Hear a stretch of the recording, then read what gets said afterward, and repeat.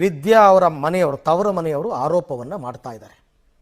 ವಿದ್ಯಾ ತವರು ಮನೆಯವರು ಮಾಡ್ತಿರೋ ಆರೋಪ, ಪತಿ ಕುಟುಂಬದವರು ವರದಕ್ಷಿಣೆ ಕಿರುಕುಳ ಕೊಟ್ಟು ಸಾಯಿಸಿದ್ದಾರೆ ಅಂತ ಈಗ ಶವವನ್ನು ಮನೆಯ ಮುಂದಿಟ್ಟು, ಅಂದರೆ ಗಂಡನ ಮನೆಯ ಇಟ್ಟು ಪ್ರತಿಭಟನೆಯನ್ನು ಮಾಡ್ತಾ ಇದ್ದಾರೆ.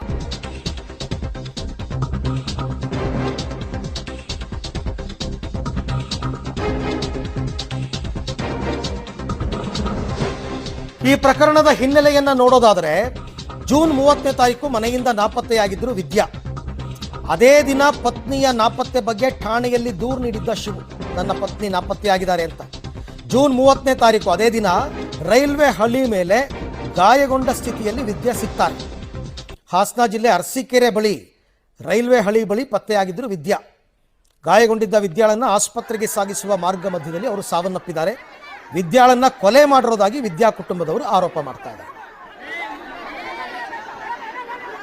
ಈ ಬಗ್ಗೆ ಮತ್ತಷ್ಟು ಮಾಹಿತಿ ನನ್ನ ಕೊಲೀಗ್ ಪುನೀತ್ ಅವರಿಂದ ಪಡ್ಕೊಳ್ಳೋಣ. ಪುನೀತ್, ಈಗ ಕಂಪ್ಲೇಂಟ್ ಆಗಿದೆಯಾ? ಈ ಪೇದೆ ಶಿವು ಮೇಲೆ ಏನಾದ್ರು ಕ್ರಮ ತಗೊಂಡಿದ್ದಾರಾ? ಇದರ ಹಿನ್ನೆಲೆ ಏನು ಅಂತ? ಖಂಡಿತವಾಗ್ಲೂ ಅರವಿಂದನು ದಾವಣಗೆರೆ ತಾಲೂಕಿನ ಅಣಜಿ